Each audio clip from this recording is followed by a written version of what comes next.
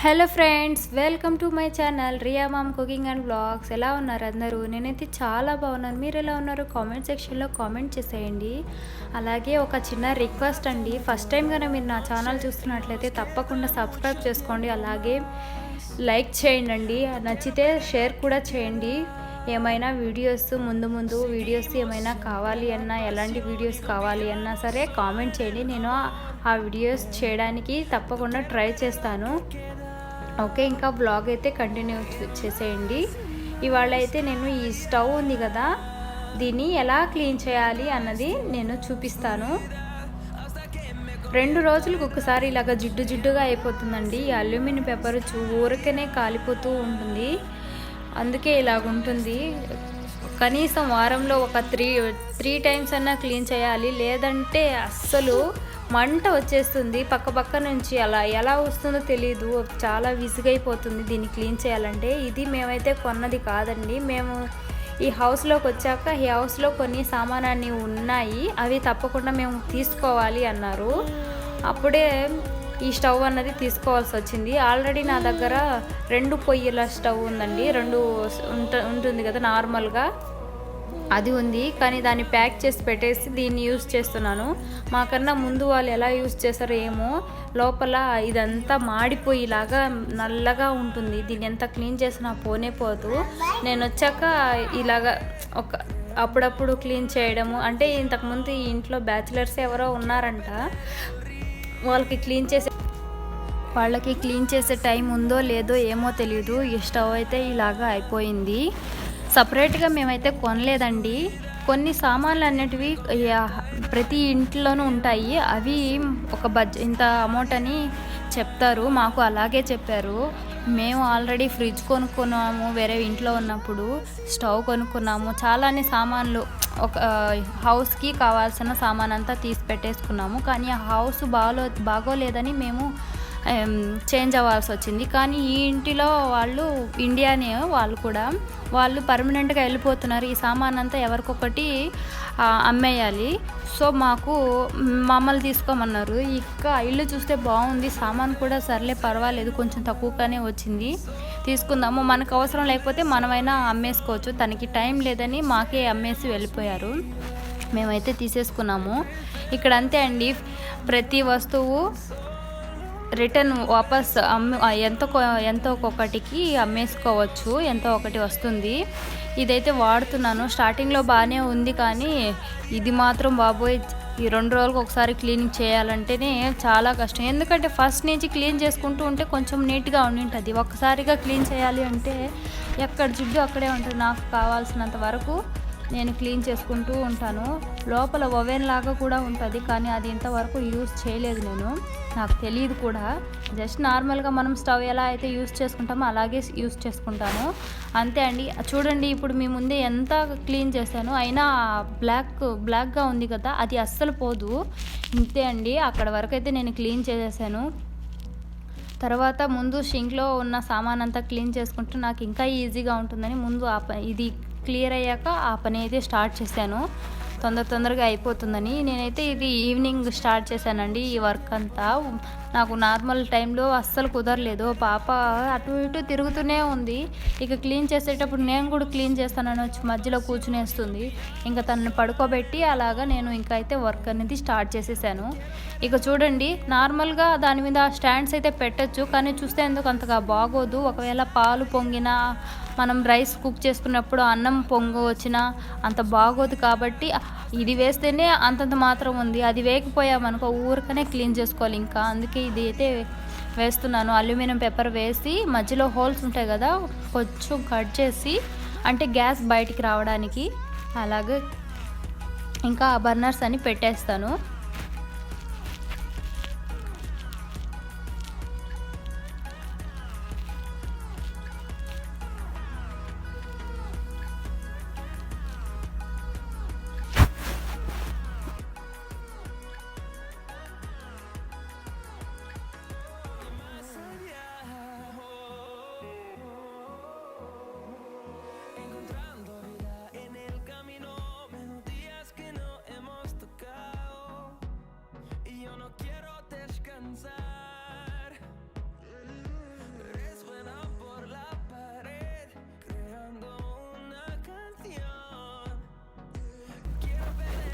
ఇప్పుడు చూసేందుకు చాలా బాగుంది కదా. ఇలాగే ఉంటే రోజు బాగుంటుంది. ఇది చేసిన ఒక రోజుకంతా మళ్ళీ పాడైపోతూ ఉంటుంది. ఇంకేం చేద్దాం, మన పని అదే కదా. క్లీన్ చేసుకోవడం, చుమ్ముకోవడం, కడుక్కోవడం ఇదే కదా అండి మన పని. ఇంకా చేసుకుంటూ ఉంటే అంతే timepass.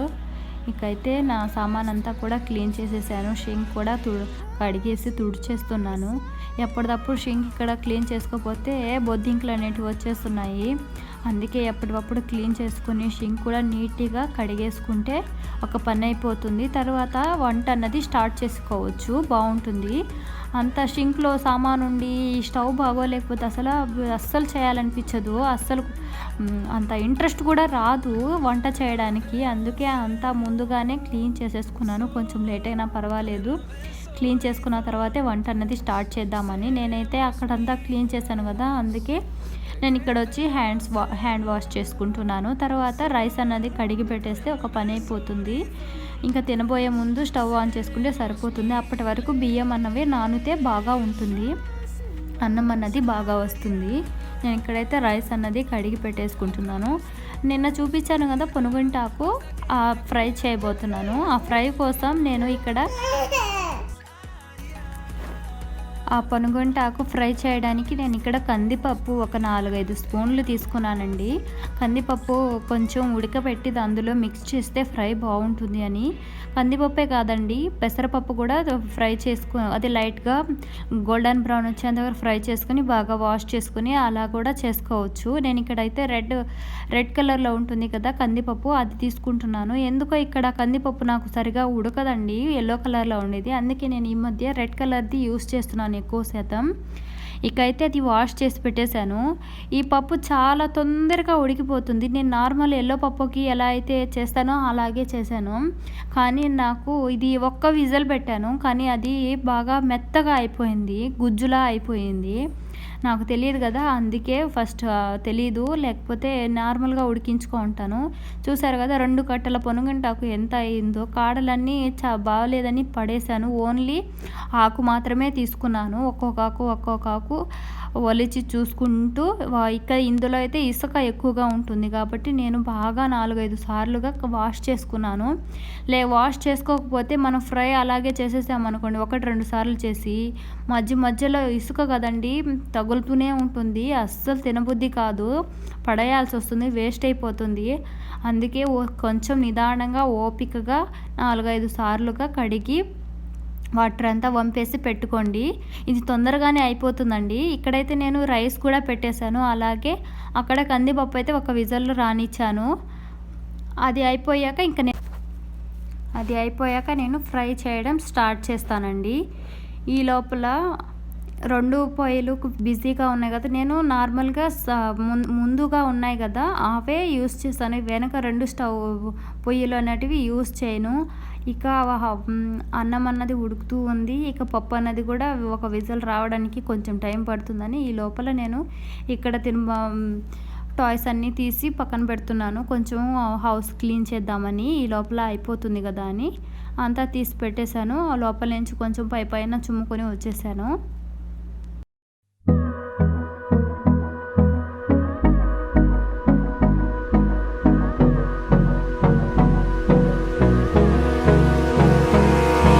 Abrázame toda la noche, no nos queda mucho tiempo más.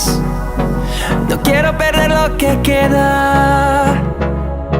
Seguimos siempre la pasión y confiamos solo en el amor. Yeah. No quiero perder lo que queda. Y más allá,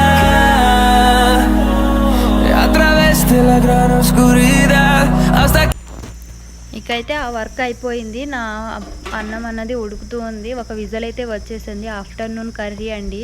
నేను చెప్పాను కదా ఆ రోజు కుదరలేదు afternoon తాలింపు చేయడానికి, సాంబార్ చేసేసని ఆ curry ఉంటే అలాగే నేను నైట్కి కొంచెం వేడి చేసేసాను.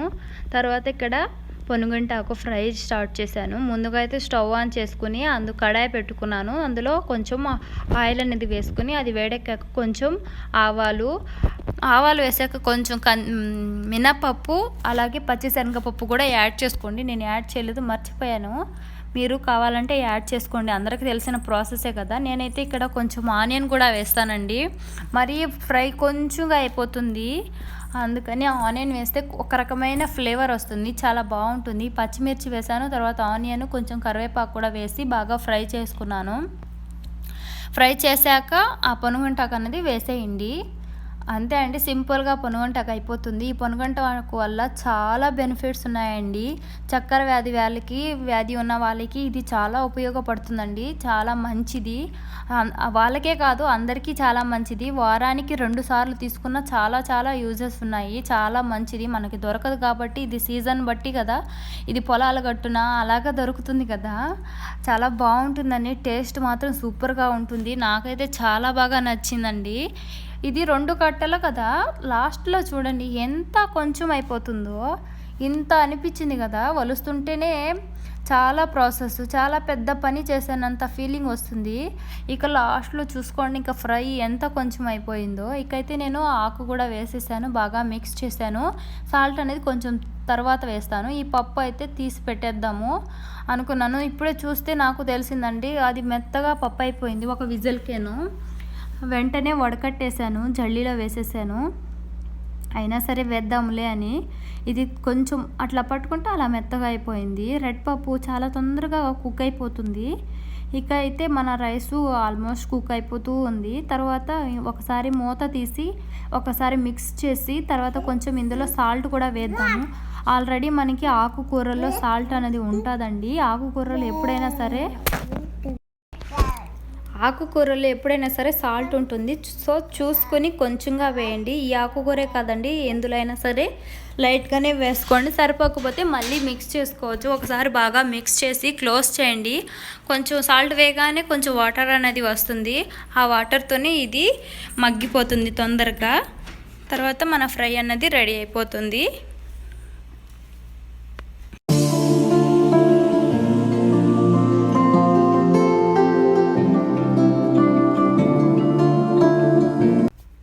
ఇక మన రైస్ అయితే కుక్ అయిపోయింది. ఇక గంజి అన్నది వార్పేస్తున్నాను. ఇది రియా చిన్న గౌను చిన్నగా అయిపోయింది. అప్పుడప్పుడు ఒక్కొక్కటి బయట తీసి ఇలాగ యూస్ చేస్తూ ఉంటాను. కిచెన్ రూమ్లో ఇలాగ యూజ్ అయిపోతూ ఉంటాయి. ఇకైతే గంజి అంతా వార్చేసాక లాస్ట్లో ఒక 2 నుంచి 3 నిమిషాలు ఆ స్టవ్ మీద పెట్టామంటే అది తర్వాత మన ఫ్రై కూడా రెడీ అయిపోవాల్సి వచ్చిందండి. ఇలాగా వాటర్ అంతా వంపేశాక, గంజి అనేది వంపేశాక బాగా క్లీన్ చేసుకునిండి. సైడ్లో రైస్ అన్నది లేకుండా చూసుకోండి. అంతా క్లీన్ చేసి ఒక 2 నిమిషాలు అలాగే స్టవ్ మీద పెట్టేయండి. కొంచెం ఏమైనా ఉడకాలి అన్నదంతా సెట్ అయిపోతుంది. ఇక మన ఫ్రై కూడా రెడీ అయిపోయిందండి. ఇందులో మీరు తాలింపు పొడి ఉంటే తాలింపు పొడి కూడా వేసుకోండి, లేదంటే ఓన్లీ మనం ఆల్రెడీ పచ్చిమిర్చి వేస్తున్నాం కాబట్టి కొంచెం ఇది కారం వేసేస్తే సరిపోతుందండి. ఇప్పుడైతే నేను ఆల్రెడీ ఉడికించి పెట్టుకున్నాను కదా, ఆ పప్పు అనేది వేస్ట్ చేయడం ఎందుకని అందులోనే మిక్స్ చేసేసాను. అయినా సరే బాగానే ఉంది, తినేసాము. ఇక అయితే ఆ పప్పు వేసి బాగా మిక్స్ చేసేస్తున్నాను. మిక్స్ చేశాక ఒక 2 నిమిషాలు అలాగే ఉంచాను. ఈ లోపల అందులో పడినట్లుగా ఆ సామాన్ అనేది క్లీన్ చేస్తే షింక్ అంతా కొంచెం నీట్గా ఉంటుంది చూసేందుకు. అందుకే అప్పటికప్పుడు అంతా క్లీన్ చేసేసుకుంటున్నాను. లేదంటే చిన్నవి చూడండి పైకి కనిపిస్తున్నాయి కదా మీకు, నార్మల్గానే ఉన్నాయి చిన్నవి అవి. అందులో 2-3 సామాన్ పెడితే పడ్డాయంటే ఎక్కువ అనిపించేస్తాయి. ఇకైతే మన తాలింపు కూడా పొనుగంటాకు తాలింపు రెడీ అయిపోయిందండి. ఎంత కొంచెం అయిందో చూడండి. ఈ లోపల మా హస్బెండ్ కూడా వచ్చేసారు. ఇకైతే నేను ఇక్కడ టీ పెడుతున్నాను. చూడండి నేను ఇక్కడ పెడుతుంది అల్లం టీ అండి. ఎలా పెడతానో చూడండి. అల్లం టీ తాగండి అందరూ, ఈ టైంలో చాలా యూజ్ అవుతుంది.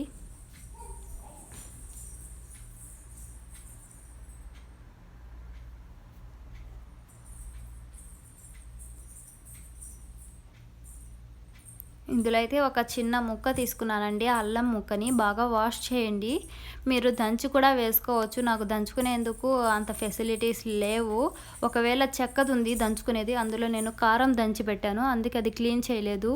ఇక నేను తురుముకుంటాం కదా దాంతో ఇలాగే ఎక్కువ మ్యాక్సిమం ఇలాగే చేస్తాను నేను, ఇలాగ తురిమేస్తూ ఉంటాను. టీలో ఒక పొంగు రాగానే తురిమేసుకోండి, బాగుంటుంది ఫ్లేవర్ అన్నది.